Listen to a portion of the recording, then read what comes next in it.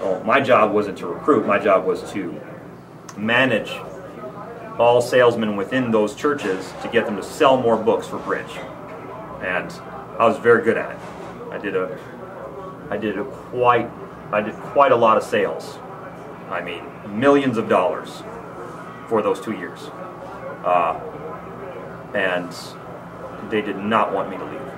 I will say that, and I've mentioned this before in posting on the internet, that I was directly involved in a couple of projects at Bridge.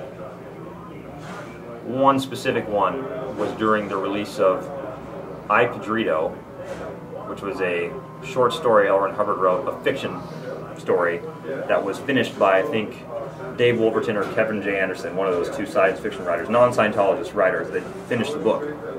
The idea was to put the book out and then get it on the New York Times bestsellers list with all the sales, which they had enough of, but the New York Times also had a way of judging who should be on the list by seeing how the sales are in independent stores throughout the country, as opposed to just the overall number. They want to know how much is this little bookstore in Iowa selling, or this little bookstore in upstate Illinois, or whatever. Like in San Francisco, you have the independent bookstore called A Clean, Well-Lit Place for Books, I believe. That name, sticks out to me. It was on the list. It's just an independent bookstore. It's not a chain, okay? The New York Times had their confidential private list of bookstores that they requested sales from. No one was supposed to know this, but somehow Bridge had got a hold of this list, and I was put on a project with two other guys to call in Scientology parishioners to go to these bookstores, to buy these books, and if they didn't have them, to order the books from those bookstores, so that the bookstore owners were overwhelmed with the sales and the inquiry, or the attention for that book, so that they would write in pen on the fax, we had 10 sales for I, Pedrito, and 20 more in back order. This is a lot. And the idea was, if enough stores did this, that the New York Times would go, okay, it's legit. Because the majority of L. Ron Hubbard books that are sold, be it fiction, nonfiction, whatever, are done so in bulk. Okay? Through the churches. Through the churches. The point was, during this time, and the later year when another book came out in the same way, a fiction story that L. Ron Hubbard wrote that was originally short and then was finished by one of the two I was mentioning, the fiction writers, Kevin J. Anderson and Dave Wolverton. You can look all this up. It wasn't that some people at Bridge that were in charge of selling fiction books went out and sold fiction books. What happened is every person available to sell these books in the churches themselves, worldwide, were ordered to do so by Church of Scientology International Management. This was command intention. Sell L. Ron Hubbard fiction books. Sell them as much as possible to as many people as possible. Just sell them, right? During church hours, when they are supposed to be doing religious work, being paid volunteer pay, this did not matter. This was of no concern. The idea was, sell the fiction line. This is a profit situation, not a religious work, not a volunteer, not a untaxable situation. And it certainly worked, because both books were put on the New York Times bestsellers list. And then the What is Scientology book, the re-release of that was also done the same way. The funny thing about the story with the project where I was calling independent bookstores is I was just off the EPF, 17 years old, and I'm calling parishioners, and I didn't know who Ken Moxon was, and I called him. He was on my list. And I told him what we were doing, and I told him to go to a bookstore in LA, and a specific one, to go buy it, and he said, no. He said, you shouldn't be doing this. You shouldn't be telling people to do this. If the New York Times finds out that you have this list, it could be very, very bad. You could be denied being on the list altogether. And so I said, okay, whatever. And I hung up the phone with him, and then I went to the guy that was in charge of the project, who was actually from Celebrity Center, that was brought in to be in charge of me and another guy from CMO, which, if you don't understand the rankings of the church, CMO is way up here, Bridge is somewhere around here, Celebrity Center is down here. This is completely upside down. CMO is Commodore's Messenger Org. These were the original children that were on the ship with L. Ron Hubbard, that if they spoke, they were speaking for him.